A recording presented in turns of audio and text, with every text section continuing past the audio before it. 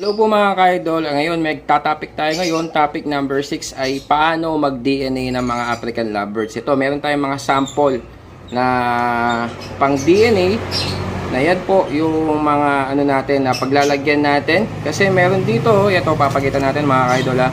Ayan, meron nakalagay dito name, tapos scientific name, species, and then leg band ng ibon at saka date. Kung kailan po natin pina-DNA itong mga African lovebirds natin. Itong name ng may-ari ng mga ibon. Tapos, scientific name. Ibig sabihin ay kung anong uri ng ibon itong mga dinidNA natin. Tapos, species, kung ano po yung ID ng mga African lovebirds mo mga ka-idol.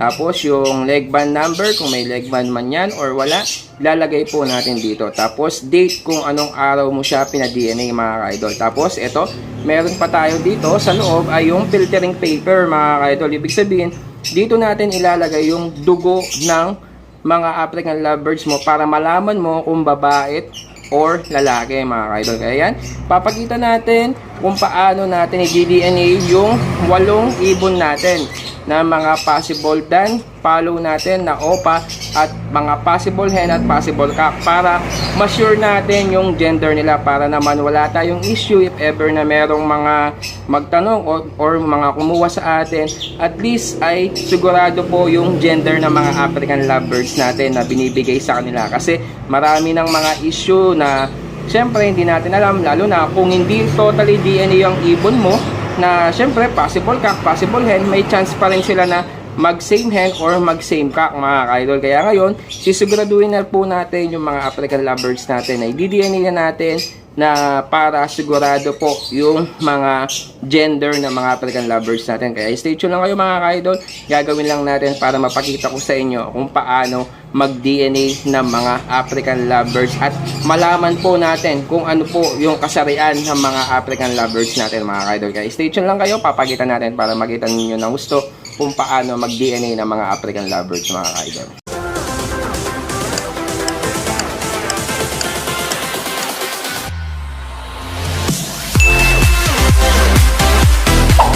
Ayan mga ka-idol, nasulat na natin yung mga nakalagay dito sa ano natin, sa sample natin, sa mga paglalagyan natin ng mga sample na dugo, yung mga i-DNA natin. Ibig sabihin nung name mga ka-idol, name ng may-ari ng ibon mga ka-idol. Kung ako, o kaya kung anong pangalan nung kukuha ng ibon, pwede natin ipangalan sa kanya. Tapos, ito naman, yung scientific name, ibig sabihin pala, nagkabaliktad tayo kanina. Scientific name kung ano yung ID or mutation ng African lovebirds mo. Katulad yan, yung sa atin, i-DNA natin yung back-to-back yellow bulls natin kasi yellow bulls OPA para malaman natin kung babae at lalaki mga ka-idol. Yan, nakalagay. Yellow bulls OPA, split sa ino mga ka-idol. Pag split, slash nyo na lang para shortcut mga ka-idol. Tapos yung species, kung ano po yung uri ng ibon na i-DNA. Katulad nyo ay African lovebirds. I-ring, lalagay ninyo mga ka-idol. Pag Alps 1 lang po. Kung sa mga medium bird, kung ano pangalan ng mga medium bird, katulad nyan, GCC, mga kakatil, ganyan, iba-ibang uri ng mga ibon, dito mo ilalagay yung species. Kung ano po yung pangalan ng African lovebirds mo o kaya pangalan ng ibon na i-DNA nyo. Tapos kung walang may leg band or meron leg band or walang leg band, pwede mo lagay dito, lalo na kung sa'yo lang naman, pwede mo lagay dito NA, wala siyang leg band. Tapos kung meron naman siya, ilalagay mo dito may leg band mga ka-idol. Tapos dito naman date, ilalagay mo kung anong date ngayon para naman po malaman ninyo kung kailan mo siya pina-DNA mga ka-idol para malaman mo kung anong date po nung DNA. Tapos lalo na ngayon, yung DNA result para dumating yung resulta ng DNA natin ay nasa 2 weeks po ngayon kasi medyo yung sa Manila kasi nagkakaberya po yung machine nila, kaya ngayon pinapadala po natin ngayon sa China kasi binibigay ko tong mga DNA samples na to kay Sir Pet Shop ni Bricks Apostol po. Sa kanya ko po binibigay dahil ahente po niya ako. Nagdi-DNA po tayo para naman po mabigay po natin sa kanya. Tapos hihintayin natin within 2 weeks po. Dati 1 week lang, ngayon 2 weeks na. Kasi ipapaship pa po natin yan sa China Kaya mangyayari po ay medyo katagalan lang po ng 2 linggo mga idol. Pero sure naman yan at darating ng within 2 weeks po yung resulta ng mga DNA samples ninyo sa mga African lovebirds mga idol. Kaya ngayon, umpisahan na natin pag-DNA ng mga African lovebirds mga idol ha. Yan mga idol, ito yung unang ibon natin na DNA ngayon. Ito yung Yellow Bulls Opa natin na split sa ino. Kaya ngayon, kukunin natin yung dugo. Saan nga ba tayo kukuha ng dugo? Depende po yan sa inyo. Dati nung nakaraan kasi, no, mga ibang DNA, mga bago-baguhan na DNA noon, wala pa yung mga DNA na yun, na si Sir Brick, si Bench, at saka mga iba-ibang nag-DNA ngayon. Dati, kinukuha lang nila yung dugo ay sa pakpak po. Parang kukuha po sila ng pakpak, tapos ilalagay nila dito sa filtering paper yung dugo ng ibon. Ngayon, kinukuha po namin ngayon sa kuko. Sa kuko po, ano po yung gamit namin? Minsan, merong mga parang yung pang ano ng mga kuko natin. Ito sa akin ginagamit ko lang ay nail cutter. Ayan, bali gagawin natin ay puputulin natin yung kuko niya mga idol. Bali kukuha tayo ng konti. Magpuputol tayo ng konti mga idol.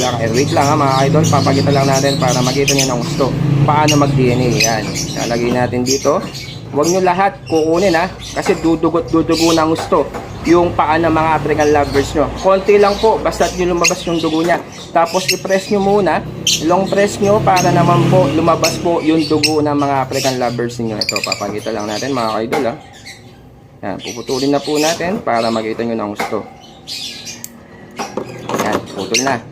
Yan, lumabas na yung dugo mga idol. Pag lumabas yung dugo, ilalagay natin dito 3 patak. Yan, 3 patak. Tapos, press mo ulit. Pag wala lumalabas na dugo, press mo ulit para lumabas yung dugo mga idol. Yan.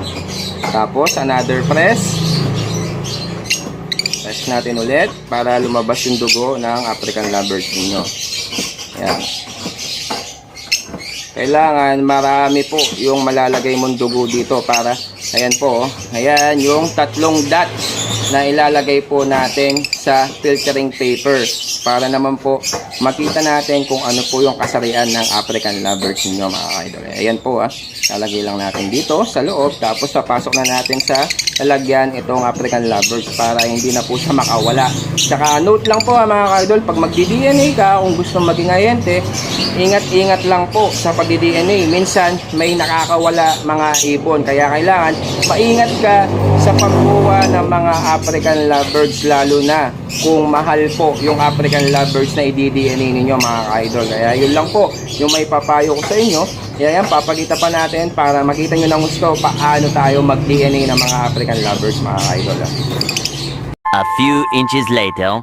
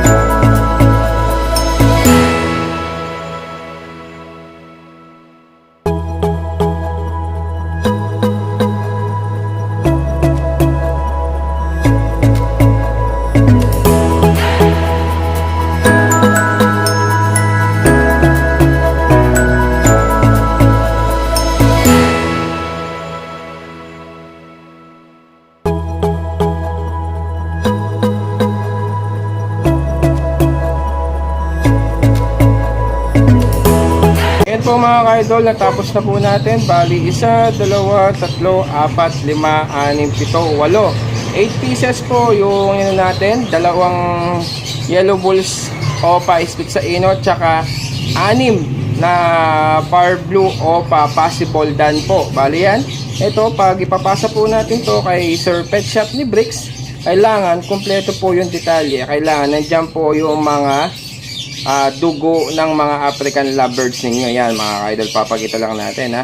And then dapat lagi double check po ninyo yung mga leg band ng mga African lovebirds ninyo para hindi po kayo magkandalito-lito. Pero kung sa inyo lang naman yan, kahit di mo nabigyan ng leg band, katulad nung yellow bullsaw pa natin, yung isa walang leg band, ay okay lang yan kasi yung isa meron, yung isa wala. Bali sa atin lang naman yan, itong mga par blue opa na to, na mga possible dan, if ever na may kumuha sa atin, at least alam po natin yung mga gender or kasarian po ng mga African lovebirds natin. Kaya yan mga ka-idol ha, complete details po yan, nandyan na po lahat ng mga DNA sample ng mga African lovebirds natin. Kaya mamaya ay ibibigay na po natin yan kay Sir Pet Shop ni Bricks para after 2 weeks ay malalaman po natin kung ano po yung resulta nila, kung ilan po yung babae at ilan po yung lalaki dun sa 6 na possible dan follow natin. Yung isa kasi, isang pares natin ay nakuha na mga ka-idol, kaya ayaw po niyang ipa-DNA sa inaano ko sa kanya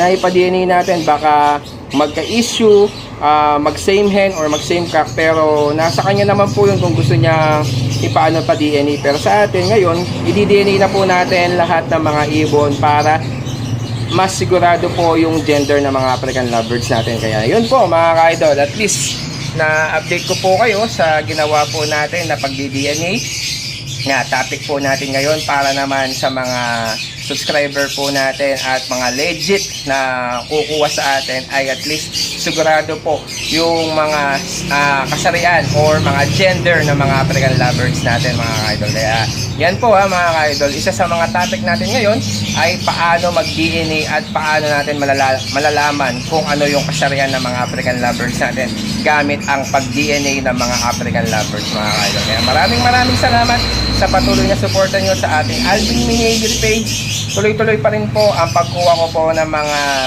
subscriber natin, mga viewers natin sa ating parapol.